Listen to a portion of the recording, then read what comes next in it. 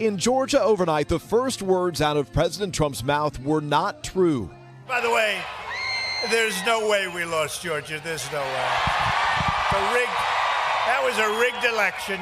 He was supposed to be campaigning ahead of today's crucial Senate runoffs. Instead, the president obsessed over his election loss, again falsely claiming he won. And they're not taking this White House. We're going to fight like hell. Hours after huddling with Vice President Pence in the Oval Office, the president called on Pence to help deliver him a second term when the Senate votes tomorrow whether to certify the results for President-elect Biden. I hope that our great Vice President comes through for us. He's a great guy. Of course, if he doesn't come through, I won't like him quite as much. But to be clear, Pence does not have the power to change the outcome. Republicans are bitterly divided over the decision by 13 GOP senators and more than 100 others in the House to object to the certification of Biden's victory. The president still fuming after that contentious hour-long call where he tried and failed to pressure Georgia Republican Secretary of State Brad Raffensperger to find the votes to overturn his defeat. I just want to find 11,780 votes, which is one more than we have, because we won the state. Raffensperger telling NBC News he does not know who released the recording, but that he's glad it was made public after President Trump mischaracterized their conversation. You can't keep on taking shots from people, and people keep putting out stuff that's not true. We're going to respond forcefully sometimes with the facts.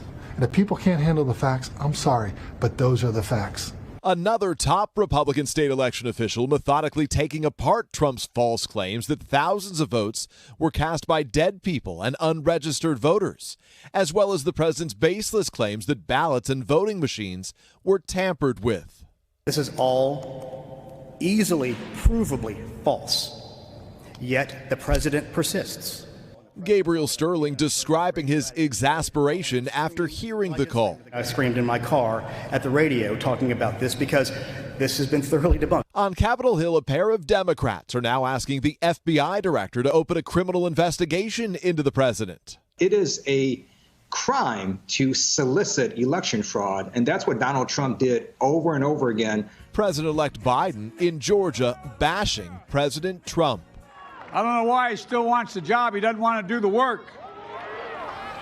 And this morning, the New York Times reports that President Trump has directly pressed Mike Pence to find an alternative to certifying Biden's win tomorrow, like preventing him from having 270 electoral votes and letting the election be thrown to the House to decide.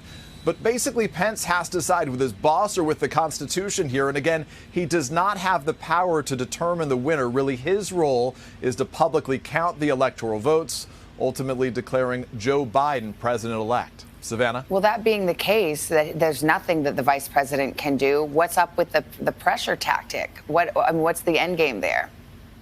Well, it's a good question. Clearly, the president is frustrated about this. He seems to believe, certainly his supporters believe, that they can change the outcome here. But the stakes going into today are so significant, even ahead of what happens tomorrow. Consider what the former President Barack Obama said. He put it bluntly on Twitter yesterday. He said these stakes could not be higher. Control of the Senate dictates what gets done. So if the Democrats win both seats in Georgia today, that's going to help Joe Biden's ability to pursue his agenda. That could include a tax increase on the wealthiest Americans, more immediate COVID relief, billions of dollars to combat climate change, as Biden wants to do, and of course the ability to appoint the judges that Biden wants to the federal bench. If Republicans hold on by the smallest of margins today, they can try to thwart Biden's policies. No matter what happens, it'll be a nearly evenly divided chamber where any defection on either side could swing key votes.